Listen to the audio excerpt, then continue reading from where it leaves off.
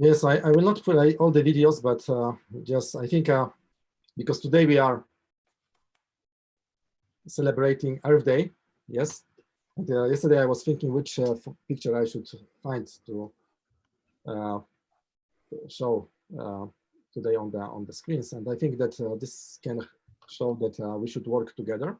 And actually, it's our first trial where we unite energy companies leaders, utility leaders, and CleanTech leaders. Yes, because in our roots of and DNA of CleanTech Business Club and also Solar Future Today vision was we don't want to fight with any oil companies, utilities, but our strategy is completely different. We would like to invite those companies to join us and to speak together, discuss together how we can help each other in the transformation to the new paradigm. Yes, and I think I will not play the film because you have seen all, guys, but this also I will not play, even it's interesting. And I think that the message is that at the end of the day, all the efforts that we are undertaking are for our industries, but I think even more importantly, they are for all these people around the world. Yes, and we are doing this for our Earth. And it's not said that oil companies or utilities, they will not survive this transformation. I believe that there's still time to transform the businesses. And I think the best example is Enel, Green Power, yes, who were one of the first, let's say, green utilities in the world. And I would like to send best regards to Francesco Starace, because he's really a visionary person. So we'll put pictures later, yes? And I would like to maybe introduce first our chair, Bruce Douglas, Business and Communications Director at Euroelectric, which is the organizations of all the major utilities in Europe. And Bruce is a utility person with solar and wind roots. Yes, so I think that this is the most suitable person to help actually in this transformation. Yes, from clean tech to help transformation from old energies to new energies, to current energies, I would say. I would like to also introduce Mohamed El Nahi. Yes, Mohamed is working for Saipem. And Saipem is actually one of the companies which is really looking now forward to transforming energy to renewable energies. And Joachim Goldbeck, who is CEO of Goldbeck Solar, and who is also president of the German Solar Energy Association. And I would say one of the pioneers of solar, not only in Germany, but also in Europe. And coming actually from the construction industry, yes? So you have also combining experience in different industries. Jean-Pierre Joly, let's see if he's joining. Jean-Pierre Joly. As always, I forgot to add, one second. Professor, I just add Professor Weber. And I will also add Zina, she's also now in the group.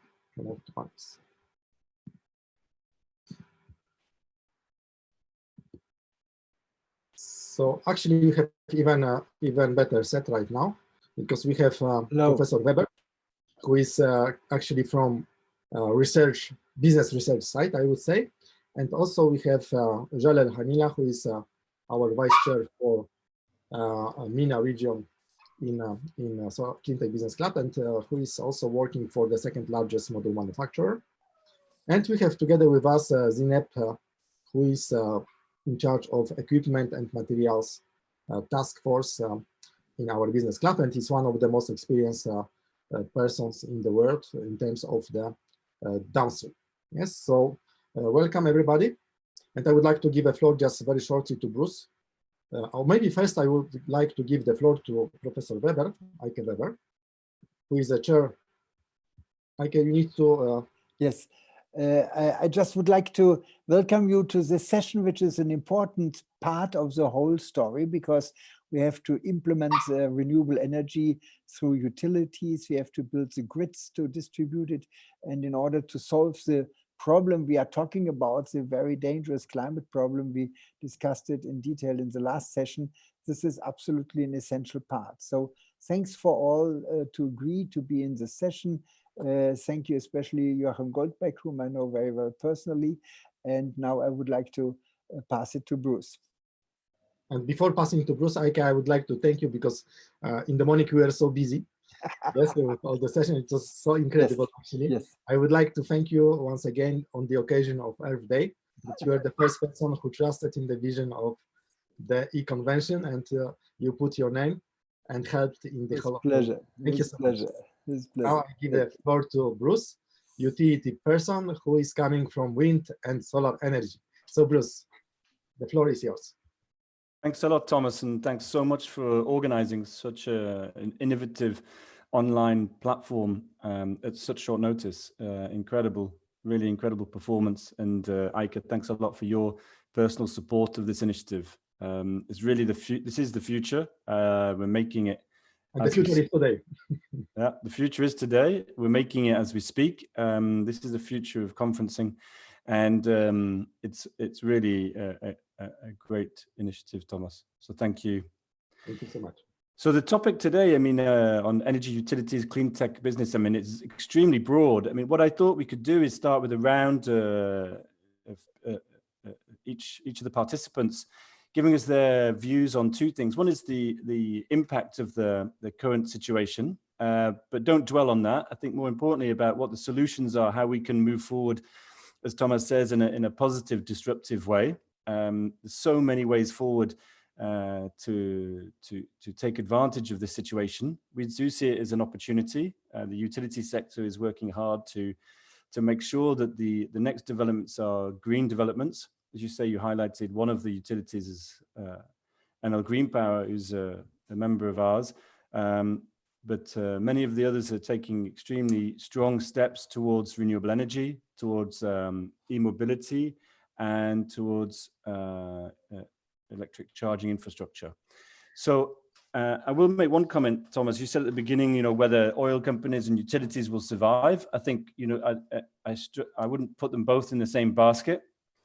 Those two groups of companies. I think oil companies certainly will struggle under the current oil price, but certainly going forward as we transition to e-mobility and away from fossil fuels.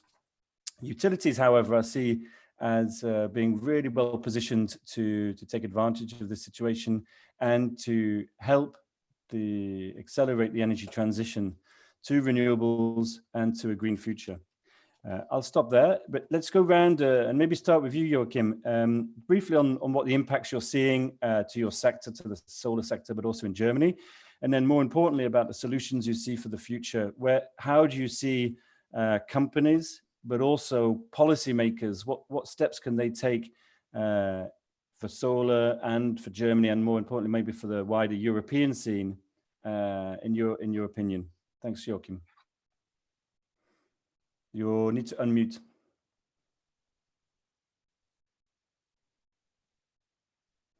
Sorry, I was muted. There we go. That was regarding COVID or in general?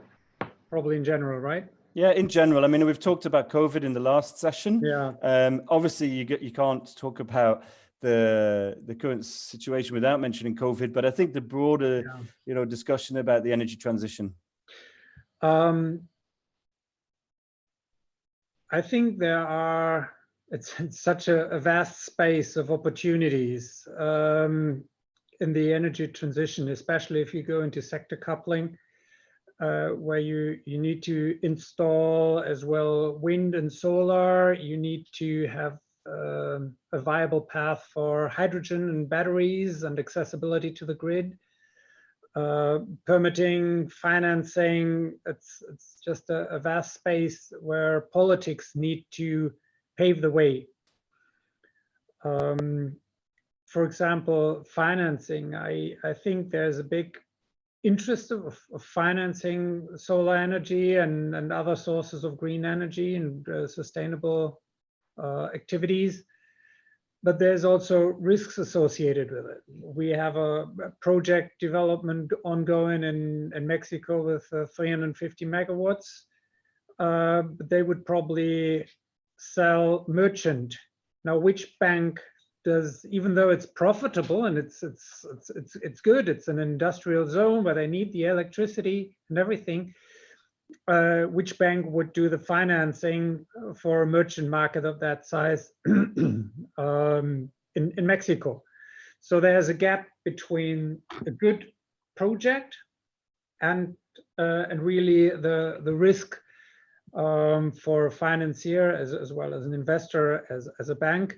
So I think that's a big space where politics could jump in and say, okay, the general benefit that a renewable project generates in terms of reducing CO2 needs to come back to the project itself or to the investors of the project. This could be done by taking off some of the risks, by giving sovereign guarantees. So that, I think that's a vast space where politics may interact. Also accessibility to the grid, facilitating grid codes, not making it too complex, where you, I think I mentioned it on Monday, where you pay more for the meter than you generate in electricity on small plants, just due to the regulations on which meter you'd have to use.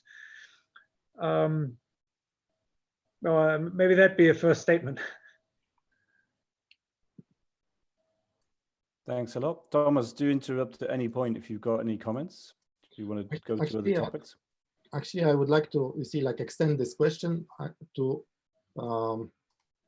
because we are speaking about the future, yes? So I would like to add to the question about the future, yes? How do you see this post-COVID decade? But also we see how it will eventually influence the cooperation between clean tech companies, old energy companies, and utilities. And if it will be also one of the incentives, actually, this disruptive situation, to get them together. Because today the discussion is, and our topic, you see, of the whole conference is Together We Are Stronger, yes? So I mean, like we see in the past, it was always difficult, yes, to get together because there was different interest.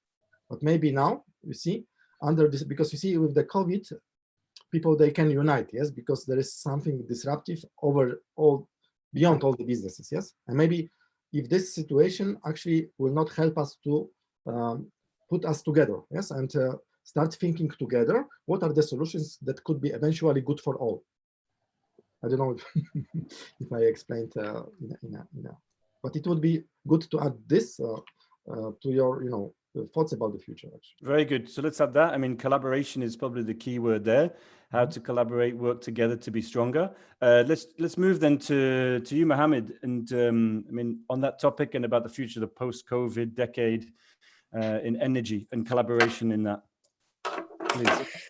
So, I think first to answer, what Thomas also was adding in terms of sort of extension to the original question. I think definitely post-COVID, we're going to be maybe less social, between humans, but more integrated as industries. And I see a lot of areas of cooperation, especially on the level of utility companies and clean tech companies and services companies like ourselves. Now, I just wanted to have this image as a background, because this project, I think, or this type of application would be correctly, let's say, described as one of the disruptive ways of going forward. And that is the case of a floating PV. So this one will be able to break it for decision. Sorry? No, sorry, sir. I just by accident pushed on the YouTube video from our other session. So what I wanted to highlight is I see a lot of ways of disruption in the future. One of them is adding new type of applications, new ways to implementing certain technologies. And one thing I wanted to highlight today is the case of near coast PV applications, which I think in the future are going to be very interesting, especially for utilities that in the past were really depending on fossil fuels to fire in their turbines, to produce power, and they have the accessibility of the sea and grid connections close to the sea, to the coastline. And this is one of the things that I personally am pushing a lot forward, and trying to, of course, diffuse the knowledge and diffuse let's say, attract interests from international players. Luckily, we are receiving a lot of that. So in terms of synergies, there's a lot of synergies between new technologies, utility with traditional way of doing business, and the clean tech world. That's for sure. And is this one of your floating solar behind you? We can see the image. Correct. Is that a mock-up or is that an actual project? No, this is a project that will be actually, let's say, installed hopefully by the end of the year. This is a sort of a render, but it is a project in progress. Very good. And what's the size of that? This one is going to be within less than a megawatt, but the scale up is going to be very fast, probably 10 megawatts, and after that it's going to be just a matter of connecting pieces of the puzzle. So we don't have a limitation in size, and this type of application I think is going to be very interesting in Europe for the various reasons. Permitting of land is a bit difficult and challenging, restrictions with land, and even trying to apply this type of technology on reservoirs that usually in the winter time undergo harsh conditions of ice formation. So you're not limiting yourself to applying floating PV, for example, on calm waters or waters that do not experience ice, but even icy conditions or even Arctic conditions in countries that have a lot of extreme weather conditions. So this is, I think, the innovation and the disruption, whereby you can bring a hydro power plant that is not making use of the let's say icy surface during winter of a basin, and this type of technology that can add a lot of value. Yeah, absolutely. We see already in Europe many installations going ahead, multi-megawatt, even larger. So yeah, exactly. It's a superb collaboration, both companies, but also technologies. And we see that as a huge potential in Europe. So let's go around, continue the questioning to Yalel.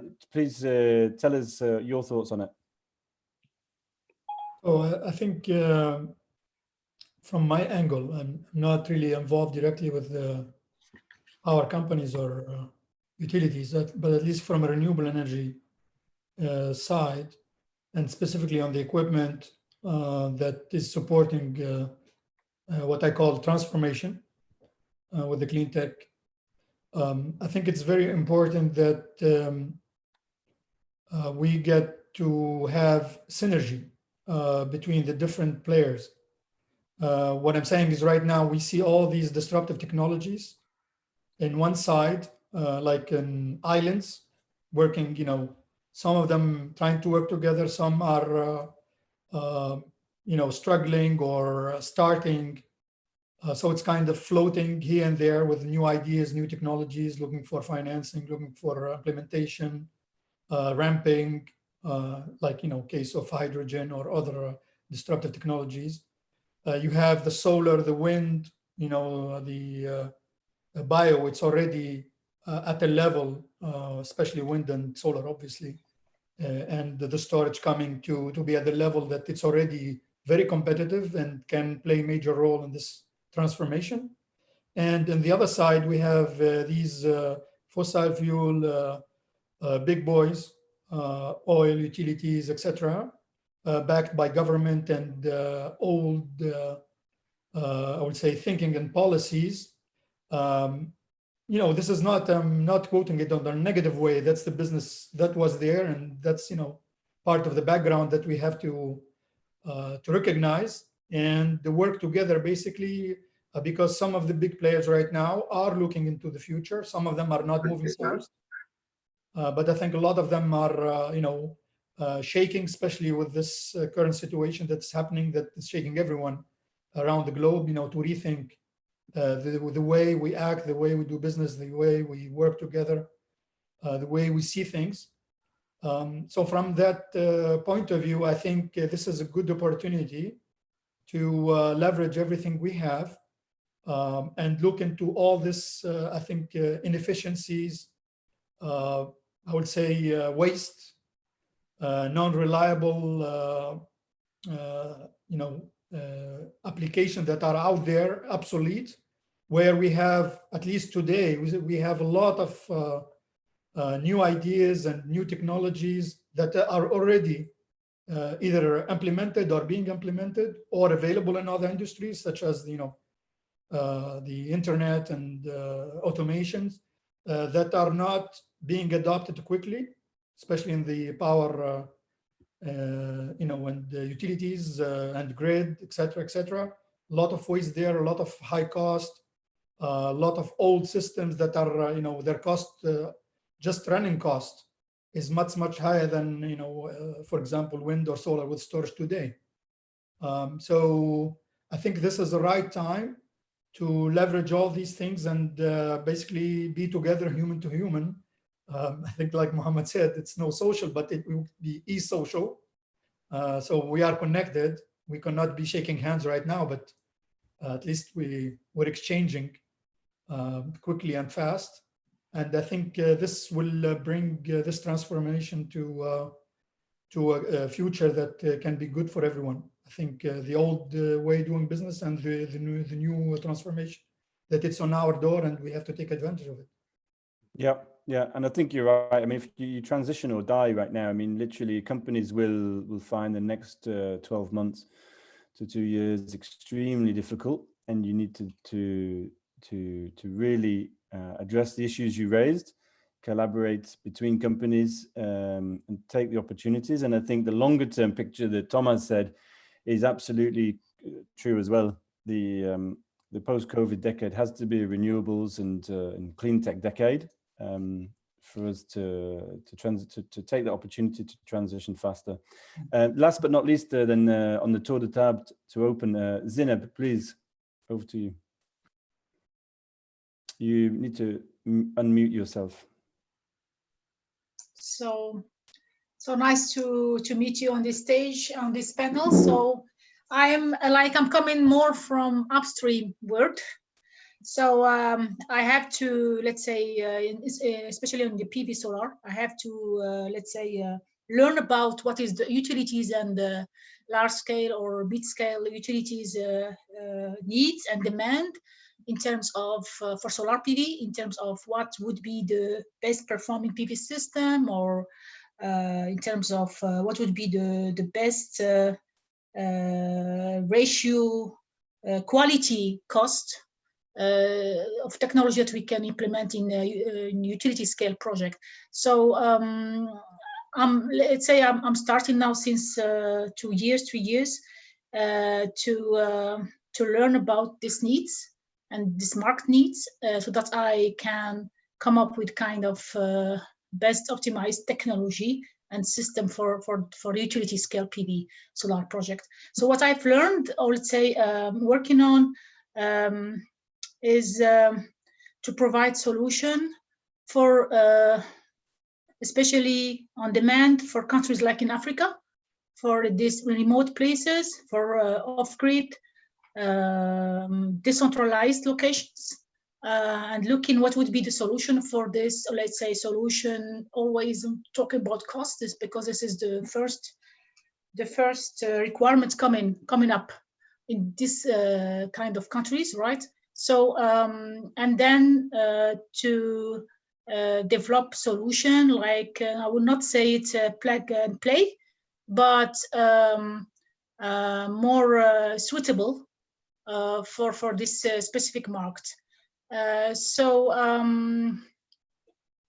beside of this kind of application, I also was working on some PV floating.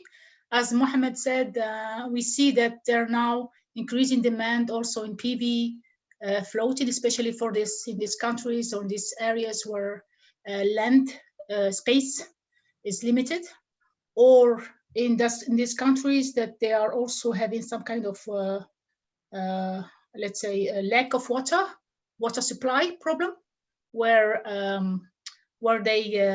they need to also use the PV floating in some water spaces where they have to take care of quality of water, right?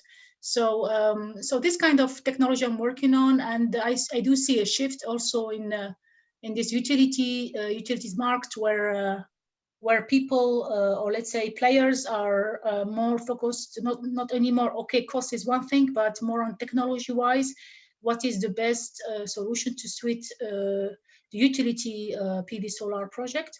And then I'm very happy to learn about now how the impact of COVID. I've seen some not rumors, but some news that because of demand is decreasing, that some issues with the utility cost will be raised, and the utility operator will have to handle during this COVID situation. So this is something that I'm interested to follow, this kind of issue or situation.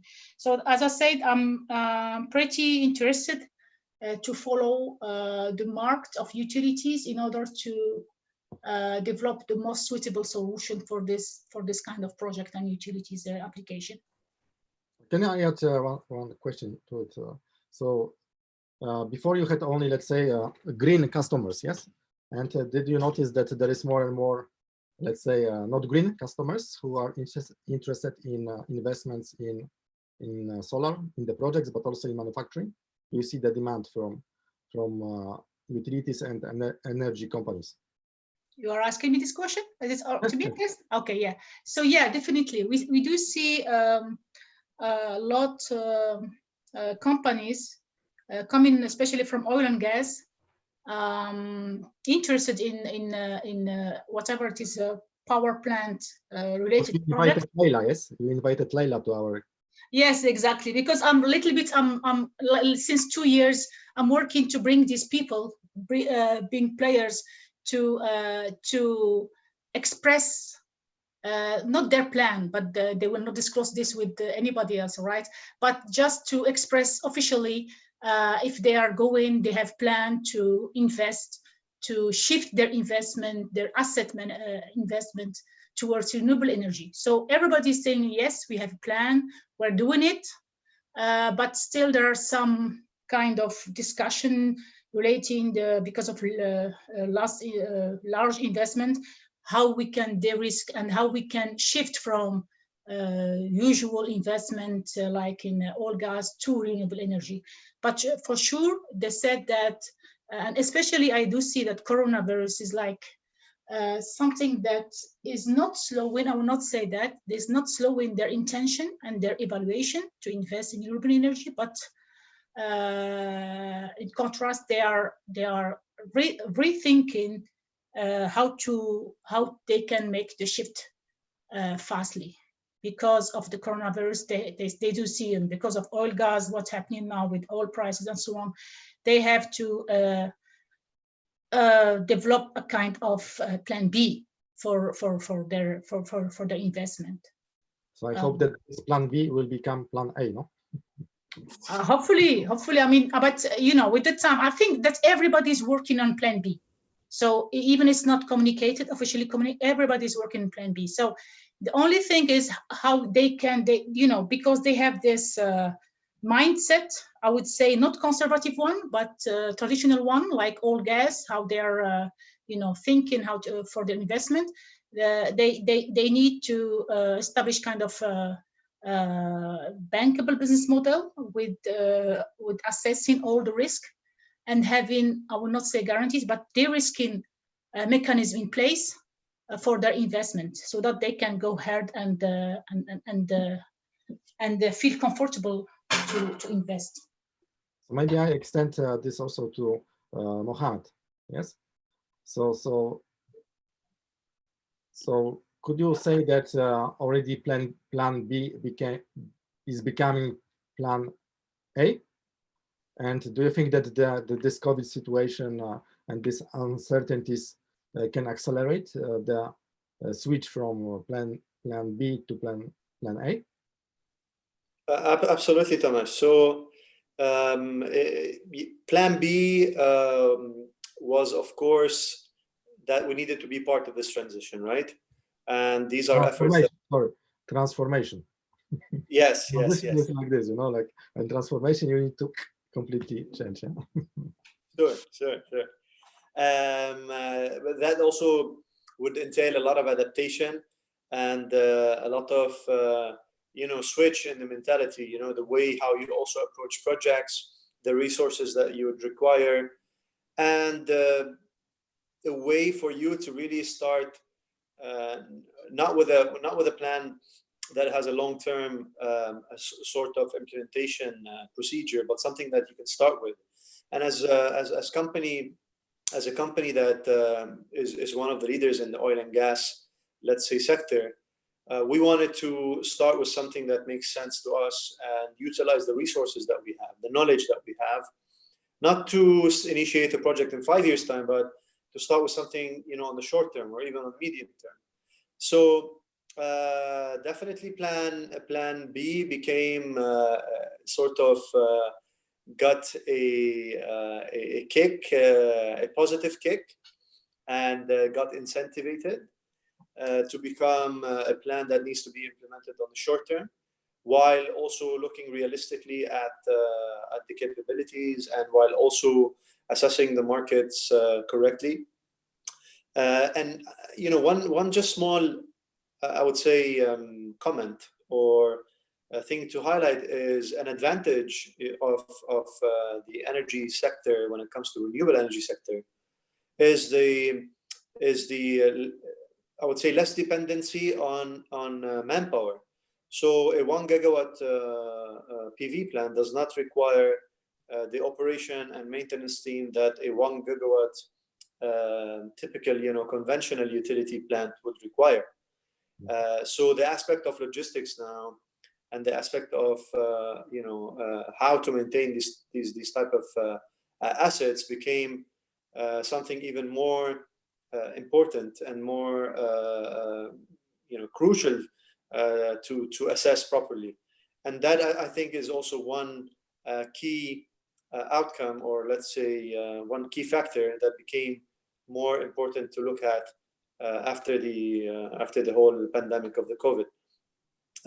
So definitely we're moving faster towards what was it? Not transitioning, transforming. And there you go. And the intention is loud and clear. We express it with absolutely, we're proud of what we're doing, and hopefully we'll be part of the whole, let's say, formula with the rest of the players, the international players and the regional players. I would like to ask a question to Bruce now, because Bruce, so let's say that maybe the plan B is becoming more and more plan A amongst the utilities, yes, because even the fact that now you moved to your electric, yes, it proves also that they would like to have guys who are insiders from, let's say, the clean technologies, yes. And I would like to ask you, see, how do you feel? Because it's first days for you, yes, in this new position, and it's like a new environment. And do you feel that you are treated in a way, I would say, if with a small, I wouldn't say like untrust, but like you see, like are you observed, or you see that there is like a real integration of you in your team, and they treat it like a big opportunity for them, to have you inside, and also to create through that the link with the clean tech industry? Yeah, it's a good question, Thomas. It's the second, which is I've been welcomed to join. In fact, you're right. That's exactly why they wanted me to join. So I've had 20 years experience in renewable energy, both in wind energy and solar, basically lobbying for the energy transformation, as you call it. And so that's why they want me there. They want me to accelerate that internally within Eurelectric and within the utility sector. There's no doubt that they've taken that decision, and some years ago, to move in that direction, some faster than others. But as you see on LinkedIn over the last few days, we're celebrating the closure of coal plants in Austria, the final closure of the last coal plant in Sweden today. So we're celebrating that as part of the move of the utilities away from the old technologies, the old fuels, towards the future. So there's no doubt that, I mean, for me, it was a challenging decision to move to Eurelectric. I've been there, 2 weeks now? But I did a lot of due diligence beforehand to check that they could handle me and my approach to the sector. I mean, I told them I was going to aggressively, I'm the director of communications. I told them I was going to aggressively communicate and push for renewable energy, and they accepted that. So that's what's going to happen, not just for me personally, not just for Eurelectric, but for the whole energy sector. And I'm convinced that the utilities not only can play a key role in that, but they must play a key role in that. The balance sheets of the utilities is needed. We need that cash. We need the influence. We need the balancing expertise. We need everything that we spoke about before in terms of the grid codes and the grid access. Their skill set, experience, and also the influence on policymakers is absolutely critical for the next steps. And that's not over the next few days. I'm talking about the next decade or two, to have them there. And I think in 10 years' time, we'll still have utilities around the table. Their business models will be completely different.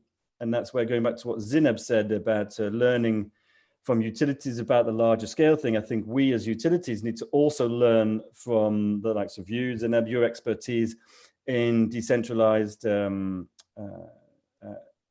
energy generation, and how to work with that, how to use that, as renewables take over, more and more will be decentralized, and we have a lesson to learn there going forward. But delighted to be on the side of the utilities. I think for me personally, it's a challenge, but also a huge opportunity to make a difference in the wider electricity sector. And I'm talking about sector coupling that Joachim said. So electrification generally of transportation, heating, cooling, and not just pushing renewable energy technologies, but the broader electrification and decarbonization across that whole sector. And I always say that it's good to have like a link, yes?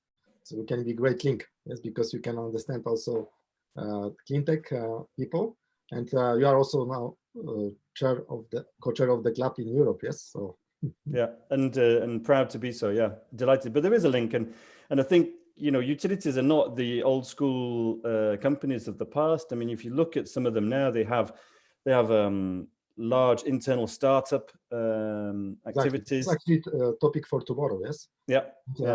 I think these are the biggest investors now in startups, yes? Looking forward to that. Absolutely. CleanTech startups. I mean, utilities are not stupid. They see that, the startups of today are the monsters of tomorrow. And so they want to be part of that. They want to be in at the early stage. And especially in energy, the transition, the transformation, the disruption is so fast, which is faster now in COVID situation. And maybe that's one question I'd like, in the last 10 minutes to come around again, is going back to your comment, Thomas, about 10 years. It'd be interesting to see what people's view of where we will be in 10 years' time. Do you see utilities playing a role? Where will the oil sector be? How the collaboration between our various sectors will work, Thomas. So maybe that's something to you to start with. Where do you see it in 10 years' time? In 2030? But then also to some of the others, and Ike, no doubt, has got a view on that. I think that when in 2014 I brought Tony Siva, yes, to us, people, they were saying that I'm crazy, yes, because I bring crazy guy, yes, with crazy forecasts, yes. And today we published actually at 9 o'clock the keynote of Tony. He was working over the night, last night, to make it, and he will join us today for our e-gathering for the Q&A. So Tony Siva made actually his update, yes, of the forecast from 2014, and it seemed to be so crazy, yes, that even our solar guys, they were saying that it was too much crazy. Yes, and today we see that this forecast is 2 times, 3 times too pessimistic. Yes, so before already in 2014, I trusted in Tony's vision that by 2030, basically the whole paradigm of the world will change. Yes, and then with the proofs of his updated study, I'm even more persuaded. And with the COVID situation, I'm even more persuaded that the whole transformation will happen by 2030. And I think I shared with Eike the presentation that we did for CEOs in Korea who are not from our industry to explain them why it will happen.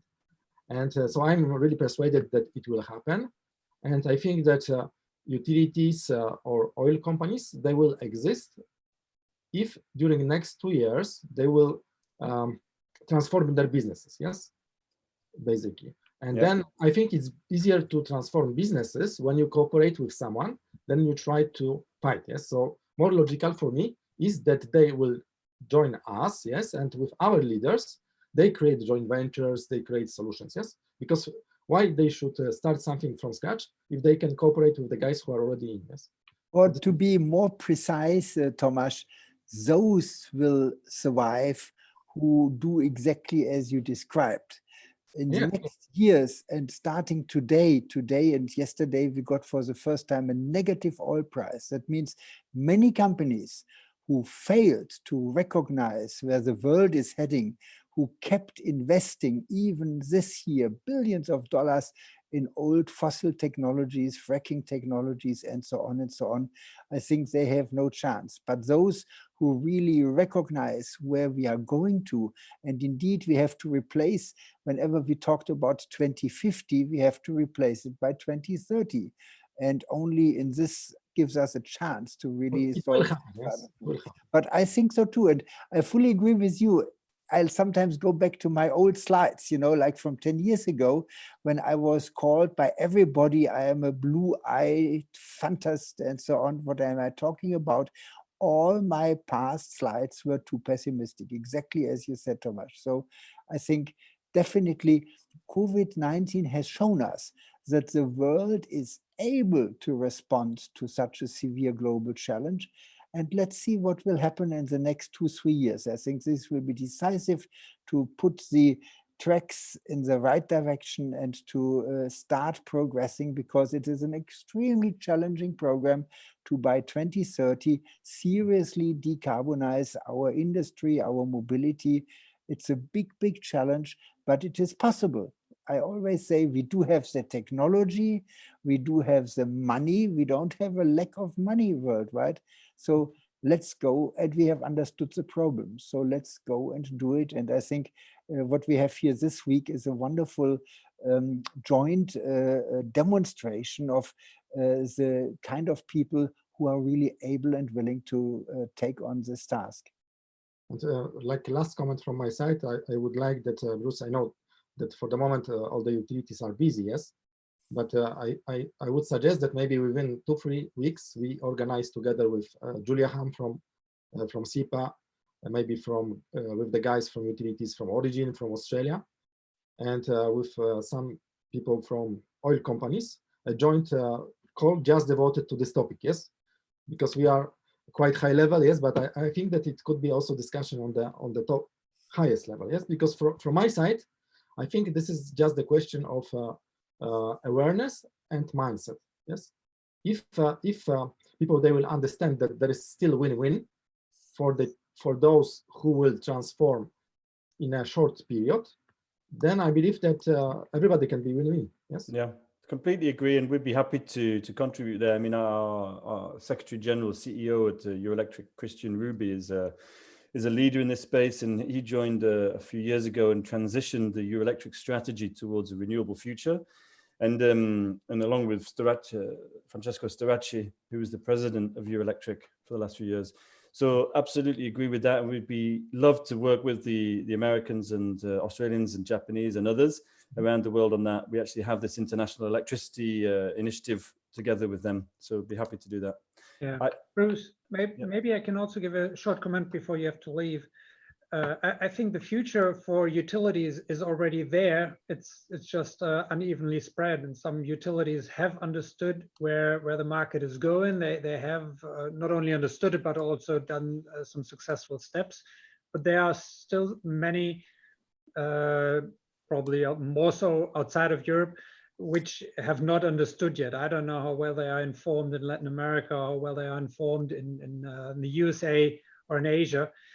But I think it will come anyway, because let me come back to the financing. There is the financing for fossils basically disappears. All the funds are retracting money from fossils as well, on the debt side, on the equity side, on the security side. So they'll simply run dry of money, and they'll feel it. They'll effectively feel it. There is, on the off-taker side, TCFD, Task Force for Climate-Related Disclosure, which is on the balance side. So big companies have to display how their carbon footprint is. They'll also drive away from purchasing electricity from fossil sources. We have the rising CO2 prices for politic reasons, most likely. And then the declining prices of renewables, especially solar and hydrogen and batteries. So I think most utilities have understood, and the ones that don't, that didn't, they have a very rough time.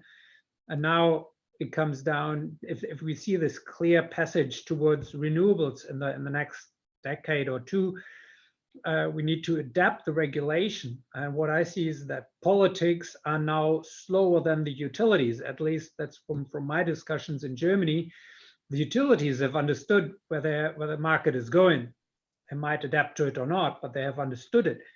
But the politicians, they are still lagging behind, saying, no, we have to protect the lignite and all of that. So we need to see that the regulation enables the transformation, and then adapt the infrastructure accordingly, and then come to the digitalization to bring together the supply side of electricity when it's there, and the demand side management and all of that. And that's the next step then to do, and that could be a big field for utilities. Yeah, good. Thanks, Joachim. I mean, I do have to drop off. I apologize for that, but it's been for me a fascinating session. I mean, no doubt, Thomas, could you continue? Yeah. But just one word before I do go. I mean, Joachim, you're absolutely right that the financing is critical, and I think that's where the utilities have a role to play, to leverage their balance sheets and expertise in that area. We had a discussion last week with Vice President Timmermans of the European Commission. I mean, everything is pointing in the right direction. You know, his speech to the European Parliament yesterday, most member states all agree that the recovery plan in Europe, at least, should be green, should tackle the next challenge, the climate change crisis. I mean, last year, 2019, was the warmest year on record. No surprise there, really, given the trajectory we're on. But that's the critical issue: is you know, not so much solving the COVID crisis, but rebuilding the economy, which no doubt will go into recession, but based on an energy transformation, a transformation for the people and society and for the environment. So that's what we're going to work on. We're going to be humble about it. We're looking to you and to others for lessons to learn and how to move forward. But we're really excited and looking forward to it. Thomas, thanks again for the opportunity. Happy to work with you again in future. Really good. Thank you so much, and thank you so much for your involvement in all those sessions. I know that it's busy time, yes, but you see, like, together we are stronger. Perfect. Thanks. Have a good end of session. Thanks, guys. Bye. Thank you. Yeah, thank you. Hi, Bruce.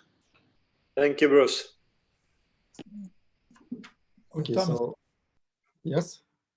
first, I would like to thank you because of the great job that you've been doing and the hard work. So just to make it between parentheses, okay?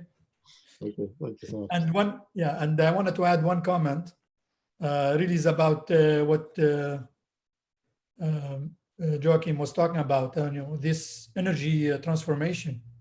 I think in any technology disruption, here we have behind it is really the disruption that it's an economically viable.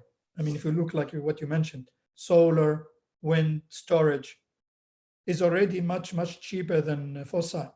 I mean, I was watching Tony Shiba slides this morning, and we are looking at cost of these systems that are lower than operational cost, you know, fossil fuel or nuclear or whatever, and we're not considering all the other components that have cost and direct cost, you know, the environment, CO2, health, etc., etc. So I think right now we're in a good position to cooperate with the different actors and move forward, I think. Thank you so much, Jalal. And I would like to ask a question, to direct this question to Joachim, because you see, Joachim, you are coming from the construction industry, yes? And you are one of the first movers into solar when solar was so small, yes? And actually it was almost neglectable, yes? And what was your motivation? You see, like moving from the construction into solar. And so you see, so you transform from one industry to other, yes? So what would be your recommendations, let's say, how we should, you see, mobilize actors who are not yet involved into CleanTech? Well, first of all, maybe let me explain a little bit about the background. My father founded the construction company some 50 years ago, and it's still active. It's quite successful. That's we are very happy about the situation. Within this company, I started solar because I was convinced that solar will be the future. As I started off, and I said that in 1998.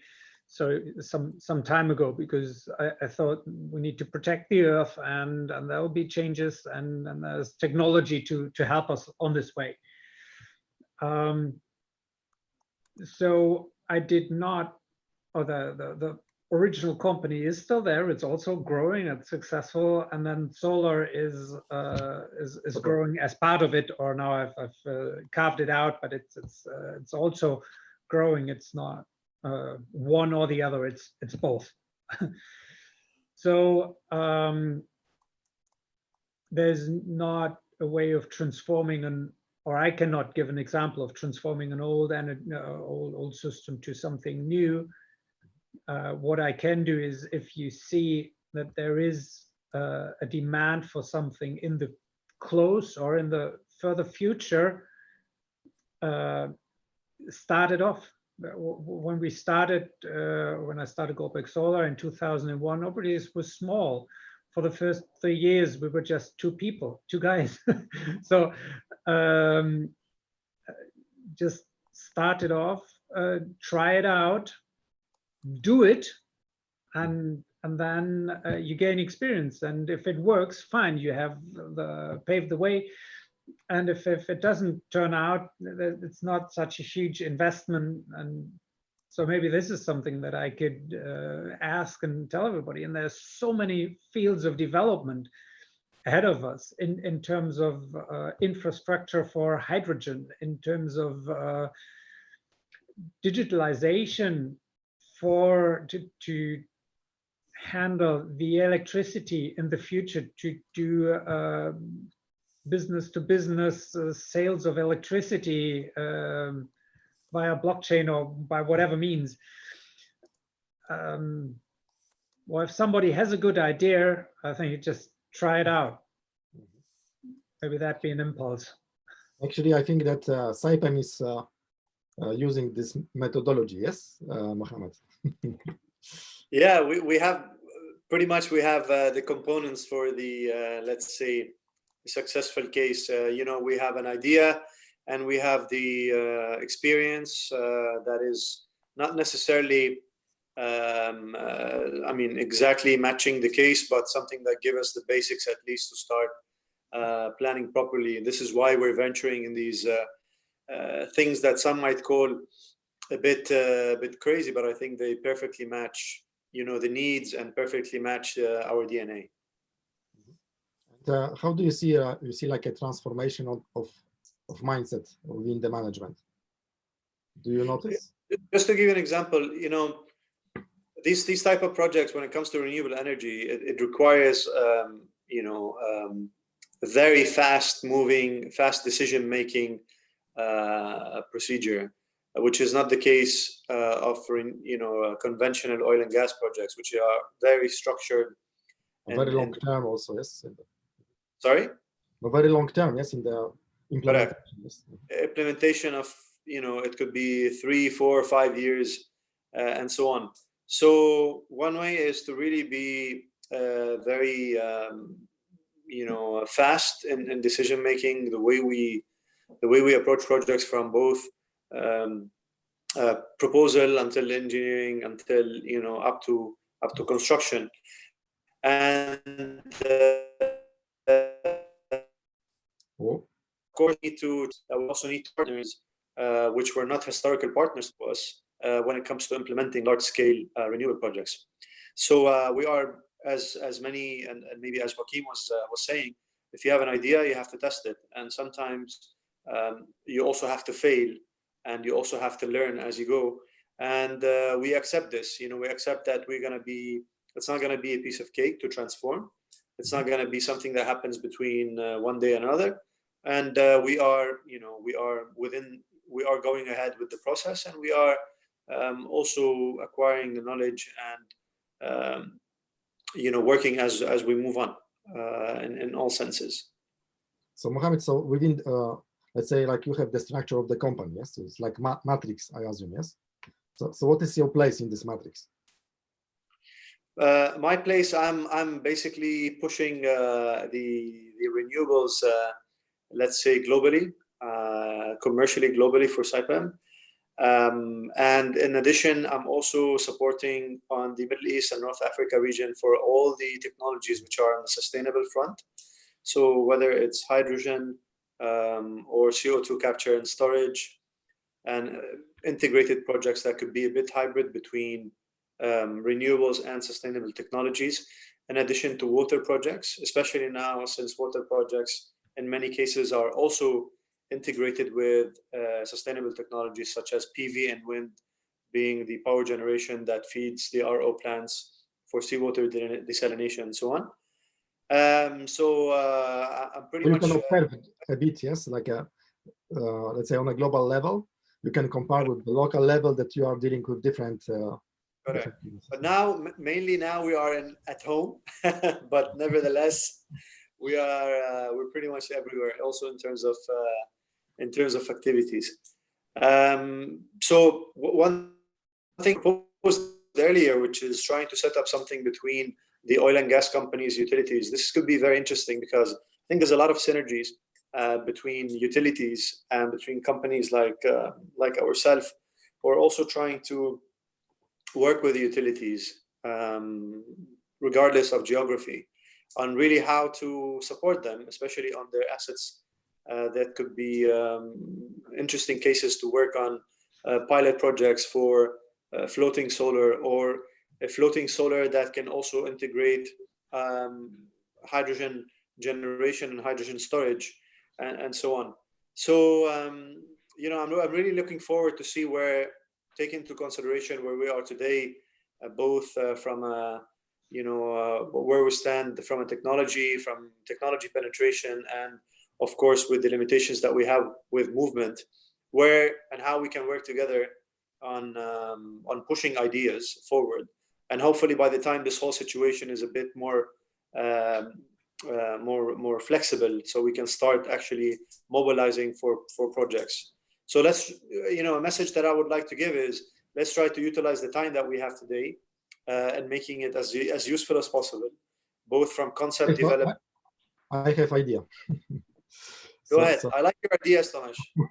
Go ahead. Usually they're very interesting. No, because actually, you see, we have this task force, which is the aim is to unite CleanTech, utility, and energy company leaders. Yes, and we have Ruggero from Enel, who is vice president at Enel.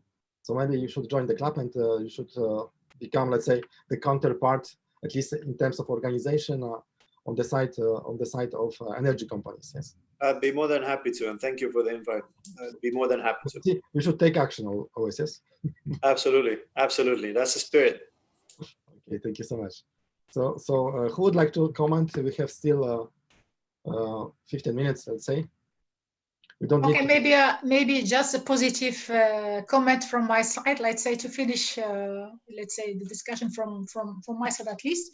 So you were asking the question how we are seeing the world in 2030. So it's not a dream, but you know, if I record the time of 2008, it was the solar boom. I mean, it was just the beginning of the beginning.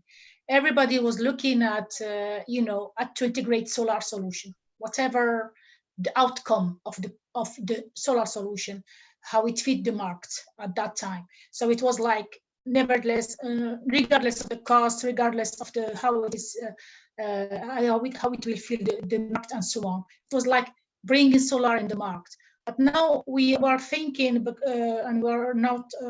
I want to highlight this point: how to bring product, how to bring renewable energy solution to the market. Now we have to consider the market input, the market demand, that we can design the solution for this specific market. And when I see the world in 2030, it's like everywhere we're going, you have smart cities, you are going and you know, walking through the streets, you see all rooftop with the PV solar, with all stores, shopping center, with having PV factories, also self-sufficient producing electricity through renewable energy.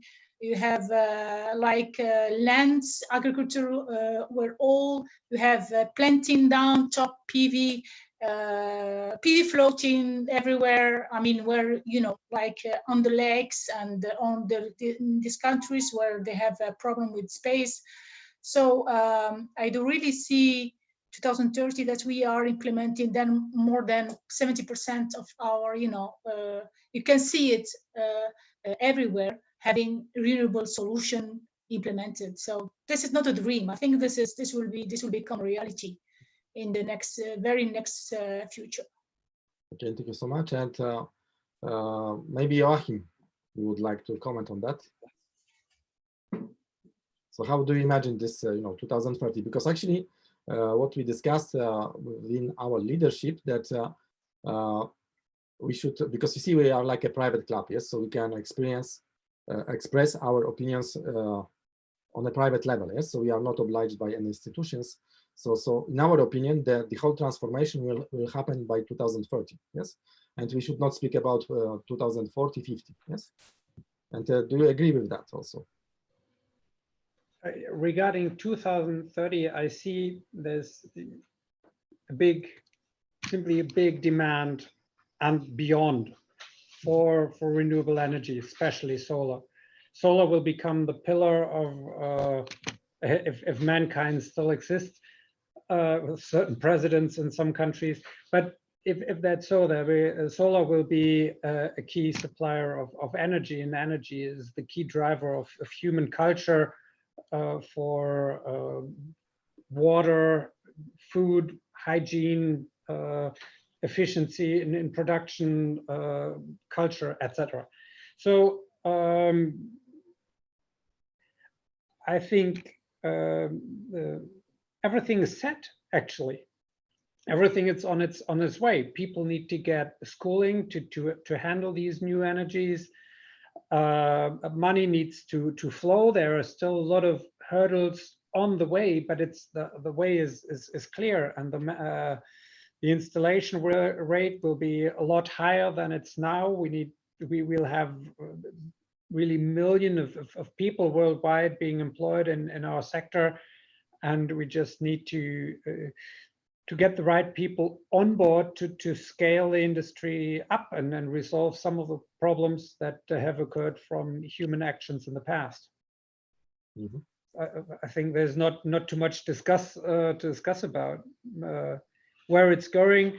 We can certainly discuss on details and when and how to speed it up and everything, but the path is clearly entered, and then there is no way back, I believe. And do you believe also from the position of the German Solar Industry Association, yes, that you will be able to have like on an equal level dialogue with utilities and with energy companies, oil companies, and when this moment will on the equal, you see, on the equal level. When this moment will arrive, that you will start working, let's say, hand by hand, in order to help each other, you see, to be the winner during this transformation period. So not blocking each other, I would say, like this.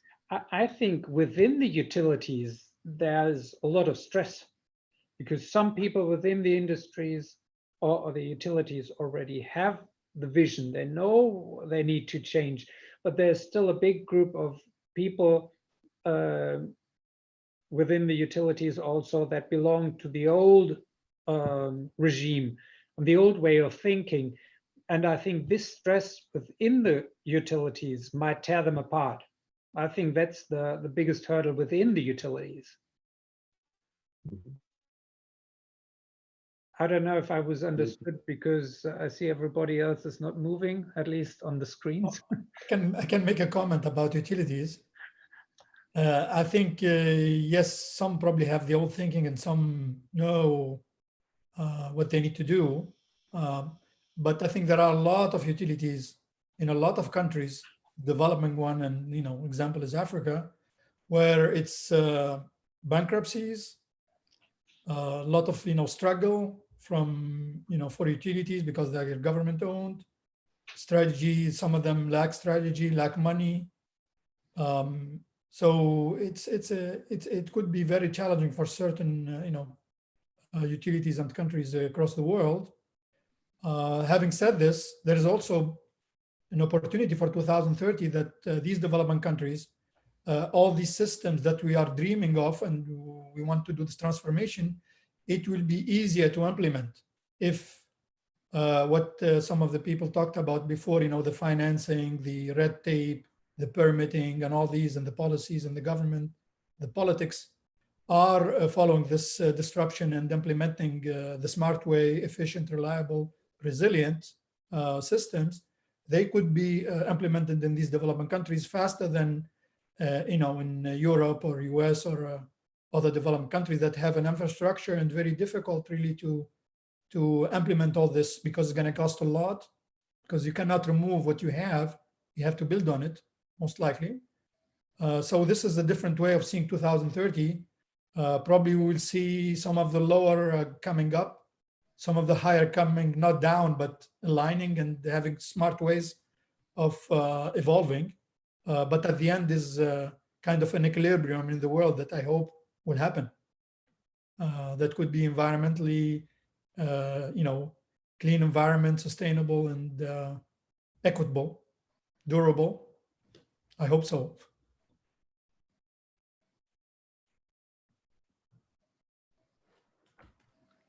Thomas, you're on mute. Yes.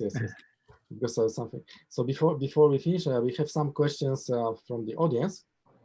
So there is a director of Municipal Alliance for Better and Smart Cities, Uganda.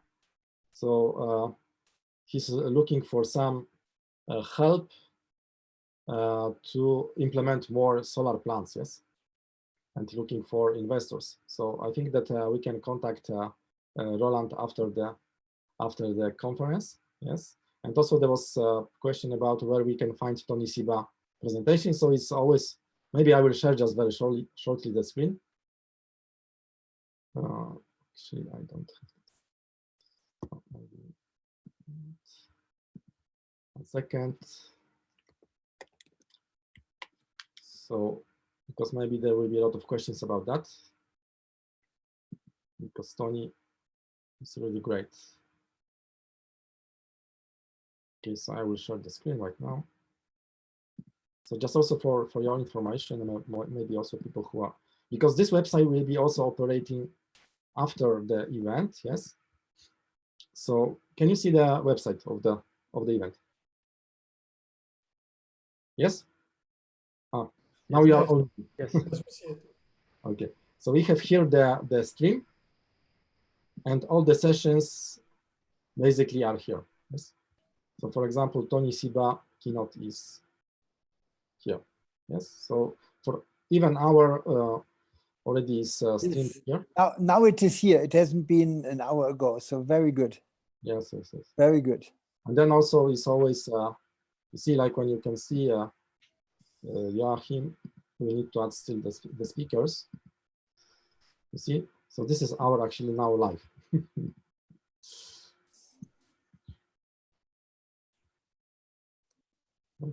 Oh, this is utilities.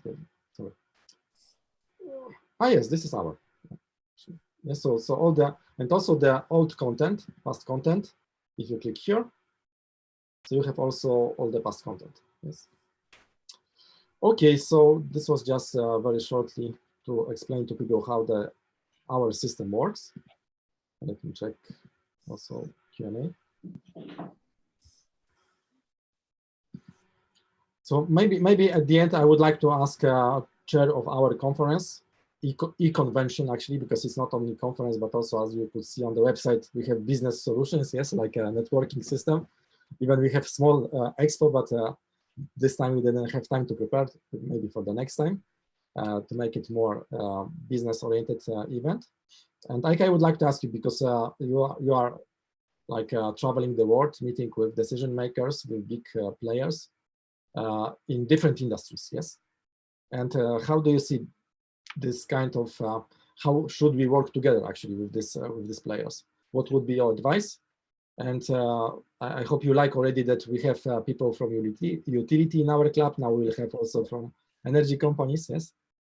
So I guess most important is that during this whole week, we have this joint recognition that not only what we have in front of us is a huge task and sometimes looking unsurmountable task, but maybe it is as well a doable task, you know, because we see what has happened with the corona crisis, with the virus, which has shut down the whole world economy effectively. And I think if we are serious, we realize what we have in the climate problem is even larger magnitude, because corona crisis is something like people dying, but the rest surviving. The climate crisis is a situation that affects all world population. The Earth, as we are today talking on Earth Day, the Earth will certainly survive the climate crisis, the Earth as a planet, but whether we as humans will continue to enjoy the beautiful living conditions which we have today on the Earth, the modest climate, the sea levels at the level where they are, and all the other factors, this is in doubt. And I think we should all come out of our convention this week with a very firm intention that we all need to work very hard to use the momentum which is possible to solve gigantic global problems, to attach it to what we are up. And actually, it is a funny situation because, of course, we need really trillions of dollars, no doubt about it, thousands of billions of dollars. However, we have this money. We are spending it currently for stupid defense, which nobody needs and which is only detrimental for the health of so many people in wars and conflicts. So we have this money, we have the technology, we know what has to be done, and we have to convince our fellow politicians, our fellow electors who go to the elections and select politicians. We have to convince them that what we are proposing is not an enormous burden on this world, but it is in reality the biggest job creation program in history. Replacing jobs in the dying fossil and other energy industry, and I would even hope jobs in the defense industry, as in the year 1990, we are already talking about getting rid of all this and converting. I remember Lockheed Martin starting to make products for the consumer market because they were told there is no more market for defense products. You know, this world has not moved in this way, unfortunately. However, now we are at the point where we have to do this movement. We have to really make it clear. What we are talking about is industrialization, is incentivization of job creation.